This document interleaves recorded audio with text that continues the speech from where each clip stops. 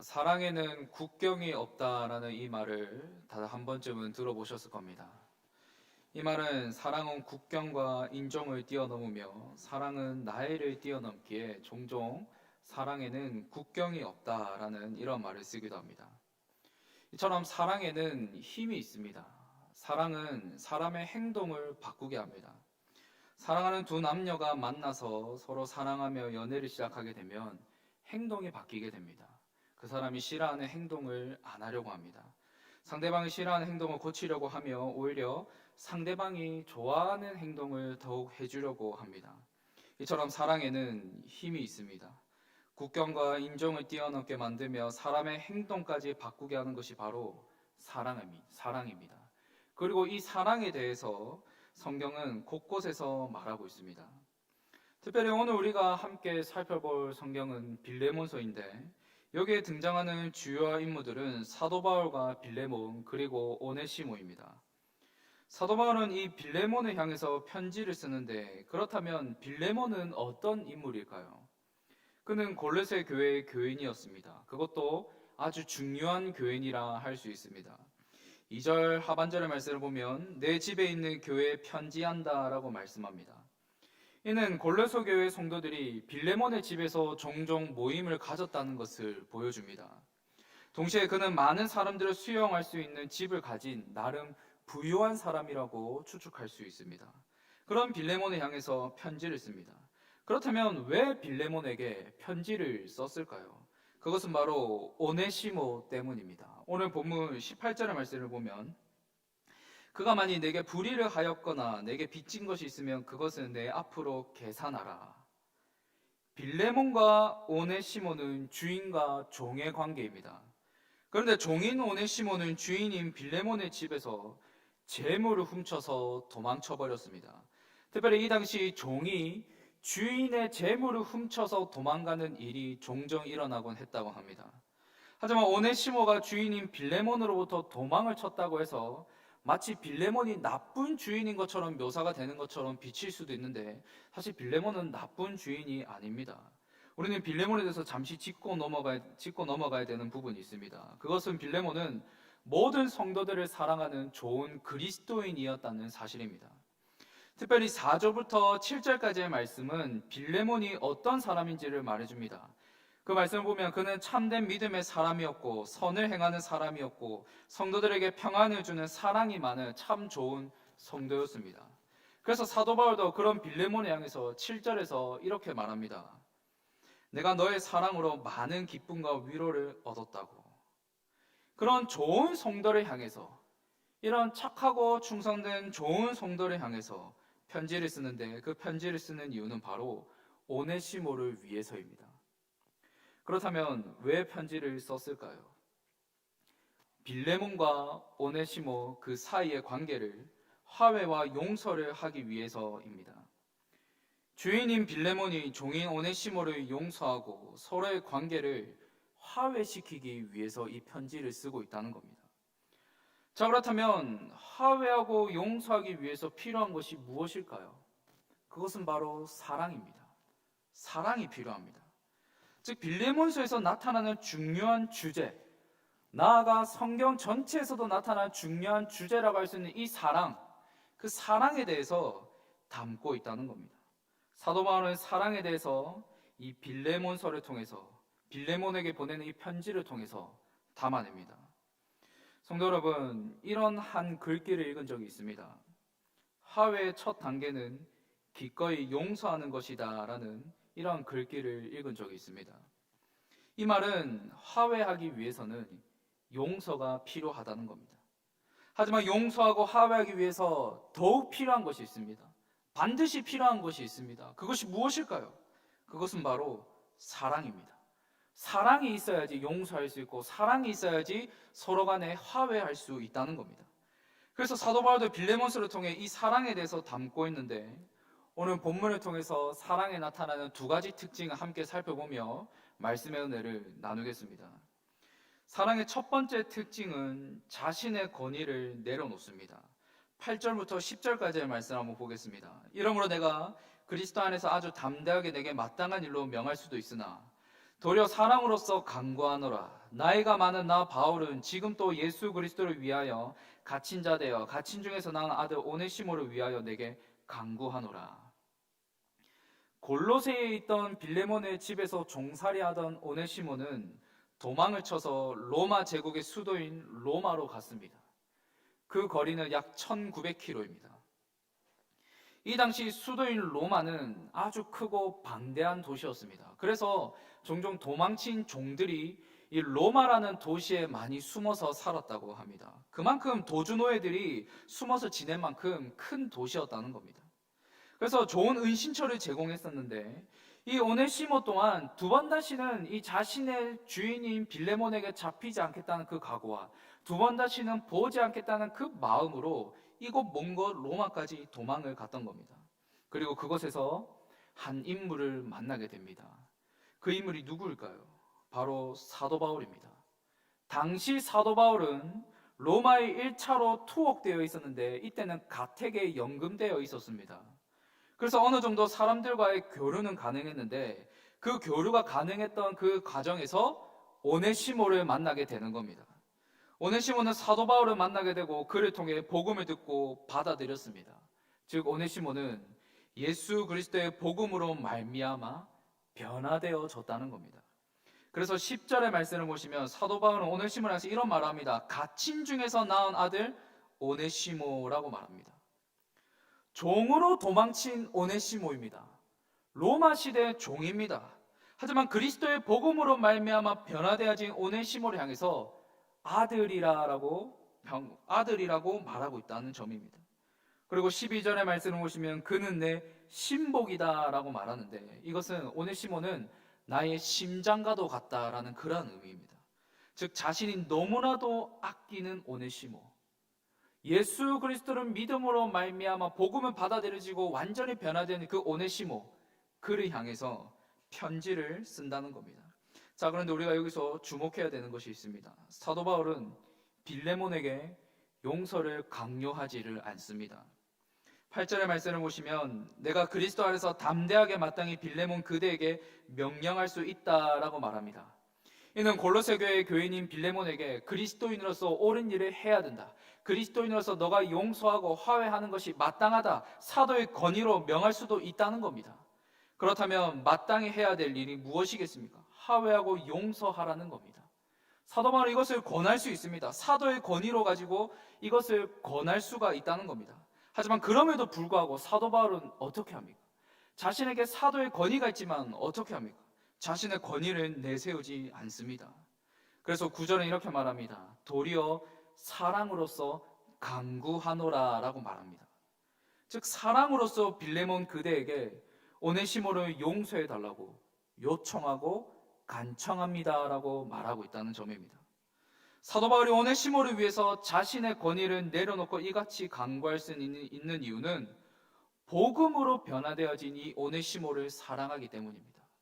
그를 사랑하기 때문에 사도 바울은 이같이 행하고 있다는 겁니다. 이 같은 사도 바울의 모습에서 사랑의 첫 번째 특징은 자신의 권위를 내려놓을 줄 안다는 것을 발견할 수 있습니다. 권위를 내세우는 것이 아니라 사랑하는 자를 위해서 권위를 내려놓을 수 있고 오히려 그 사람을 위해서 간구하고 있다는 겁니다. 이 외에도 사도 바울은 다른 서신을 통해서 사랑이 권위적이지 않다는 것을 말하는데 특별히 고린도전서 13장에 보면 이 사랑장이라고 불리는 고린도전서 13장을 보면 다음과 같이 말합니다. 이 사랑에 대해서 다음과 같이 말하는데 고린도전서 13장 4절과 5절의 말씀을 보면 사랑은 오래 참고 사랑은 온유하며 시기하지 아니하며 사랑은 자랑하지 아니하며 교만하지 아니하며 무례히 행하지 아니하며 자기의 유익을 구하지 아니하며 성내지 아니하며 악한 것을 생각하지 아니하며. 특별히 여기서 주목하고자 하는 것은 4절에서 사랑은 교만하지 아니하며 5절에서 사랑은 무례히 행하지 아니하며 자기의 유익을 구하지 아니하며입니다. 고린도 교회의 문제는 심각했습니다. 각자 자신들의 주장으로 똘똘 뭉쳐서 파장이 심각했습니다. 파장이 심각한 그 고린도 교회를 향해서 성도 간의 사랑이 무엇인지 뿔뿔이 흩어져 있는 그 고린도 교회를 향해서 사랑은 이것이다 라고 사도 바울은 말합니다. 그것이 무엇입니까? 사랑은 교만하지 않는다. 사랑은 무례히 행하지 않는다. 사랑은 자기의 유익을 구하지 않는다라고 말하고 있다는 겁니다. 그리고 사도 바울 본인 또한 빌레몬에게 사도의 권위를 내세우며 교만하게 행하지 않습니다. 자신이 가진 권위로 무례히 행하지도 않고 자기의 유익을 구하지도 않습니다. 그저 오네시모를 위해서, 복음으로 변화되어지고 자신이 사랑하는 그 오네시모를 위해서 요청하고 간청함으로 간구하고 있다는 겁니다. 사랑하는 성도 여러분, 사람들은 권위적인 것을 좋아합니다. 자신이 가진 권위, 지위, 직분을 이용해서 권위를 내세우는 것 참 좋아합니다. 그리고 그 권위와 권력이 사람에게 주는 맛이 있습니다. 마치 중독처럼 끌어당기는 그런 맛이 있습니다. 놓지 못하게 하는 그런 힘이 있습니다. 물론 질서를 위한 권위는 필요합니다. 이 권위가 꼭 나쁘다고 말하고 싶은 것은 아닙니다. 질서를 위해서는 권위가 필요합니다. 그러나 때론 권위를 내려놓을 때가 있다는 겁니다. 권위를 내려놓을 수도 있어야 된다는 겁니다. 그때가 언제일까요? 바로 사랑이 필요할 때입니다. 사랑이 필요할 때는 권위를 내려놓을 때입니다. 그렇게 사랑은 권위적이지 않습니다. 사랑은 강요하지 않습니다. 참된 사랑을 가진 사람은 성도 간의 사랑을 자신의 이익을 위해서, 수단을 위해서 사용하지 않습니다. 오히려 사랑은 자신을 내려놓을 줄 알고 사랑은 자신을 비울 줄을 압니다. 그래서 성도 간에 이루어져야 할 사랑은 자신의 권위를 내려놓고 지위를 내려놓고 겸손하게 서로를 용납하고 서로를 강구해 주는 겁니다. 그렇다면 우리는 왜 이렇게 해야 될까요? 왜 사랑 앞에서만큼은 권위와 지위를 내려놓아야 할까요? 우리 주님께서 그렇게 하셨기 때문입니다. 앞서 말씀드렸습니다. 빌레몬서에서 나타나는 중요한 주제는 사랑이라고. 그렇다면 그 사랑이 구체적으로 어떤 사랑입니까? 바로 그리스도의 사랑입니다. 우리 주님은 죄인들을 사랑하셔서 하늘의 모든 권세와 권위를 내려놓고 이 땅에 친히 성육신하셨습니다. 친히 낮아지셨습니다. 친히 자신을 비우셨습니다. 그리고 허물 많은 우리를 허물 없이 사랑해 주셨습니다. 약하고 연약한 자들을 찾아가셨습니다. 오히려 권위 있고 권력 있는 자들에게는 맞섰습니다. 우리 주님께서는 허물 없이 우리를 사랑해 주셨습니다. 그리고 이 사랑이 교회와 성도들에게도 스며들었습니다. 그렇게 이 사랑을 진정으로 알고 있던 사도 바울도 사랑 앞에서만큼은 자신의 권위를 내려놓는 겁니다. 우리 또한 마찬가지입니다. 이 사랑을 진정으로 알고 믿으며 오늘을 살아가는 성도들이라면 사랑 앞에서만큼은 권위를 내려놓을 수 있어야 됩니다. 더 나아가 사랑 앞에서만큼은 내 자존심도 내려놓을 수 있어야 됩니다. 그리고 이 사랑이 스며드는 현장, 그 현장이 어디일까요? 바로 이곳 교회 공동체입니다. 자신의 권위와 지위를 내세우는 것이 아니라 때로 내 자존심까지 내려놓으면서 성도 간의 사랑으로 서로에게 요청하고 간구해야 된다는 겁니다. 바라기는 우리 교회가 주님의 사랑을 진정으로 깨닫고 믿는 자들로서 성도 간에 내가 가진 권위를 내세우고 내가 가진 자존심을 내세우는 것이 아니라, 그러한 것을 가지고 다가가는 것이 아니라 주님이 보여주신 그 사랑으로, 그 사랑을 품고 서로에게 다가가시는 성도들이 되시기를 주님의 이름으로 축복합니다. 사랑의 두 번째 특징은 초월적입니다. 우리 오늘 본문 15절과 16절 말씀인데요. 우리 오늘 본문 15절과 16절 말씀을 함께 읽으면 좋겠습니다. 15절과 16절 말씀 우리 한 목소리로 함께 읽도록 하겠습니다. 시작. 아마 그가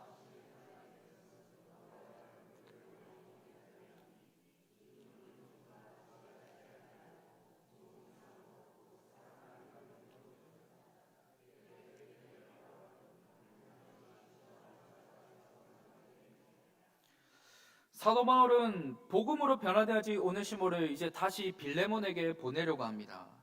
그런데 통상적으로 로마 시대의 종은 물건과 또는 재산으로 취급을 받았기에 비인격적인 대우를 받았습니다.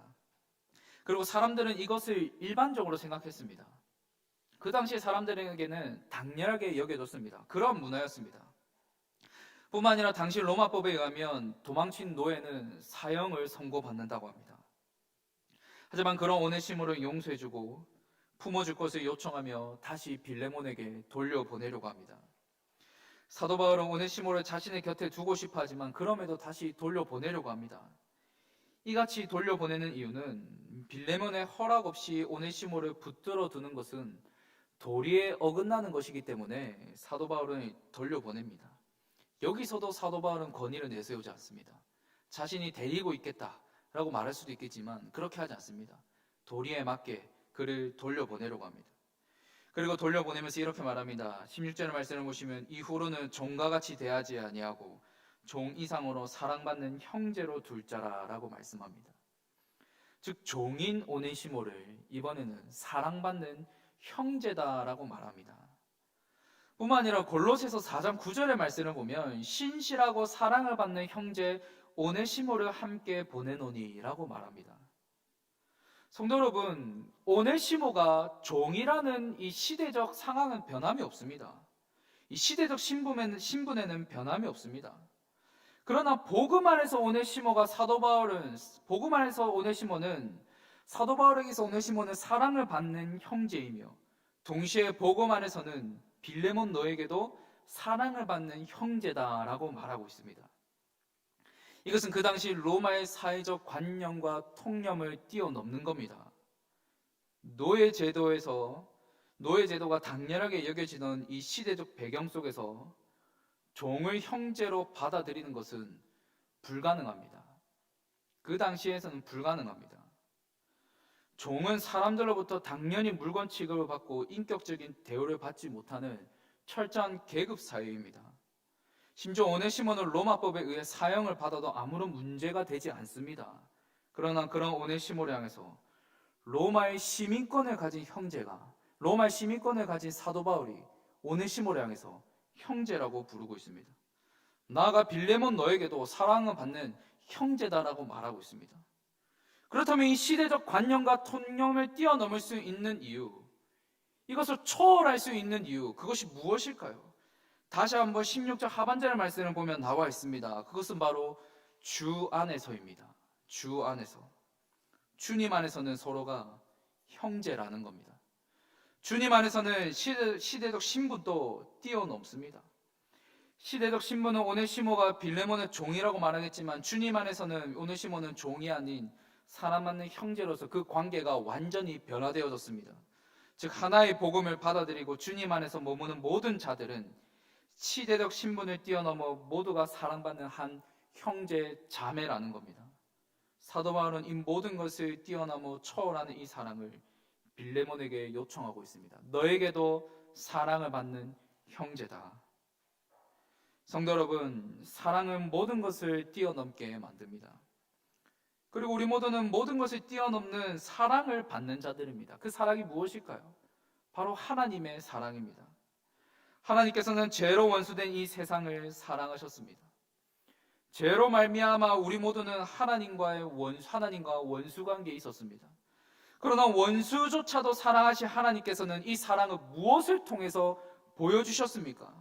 바로 그 아들 독생자 예수 그리스도를 이 땅에 보내주셨습니다. 그래서 로마서를 보면 이 사랑에 대해서 이렇게 말합니다. 로마서 5장 10절의 말씀을 보면 곧 우리가 원수 되었을 때에 그의 아들의 죽으심으로 말미암아 하나님과 화목하게 되었은즉 화목하게 된 자로서 더욱 그의 살아나심으로 말미암아 구원을 받을 것이니라.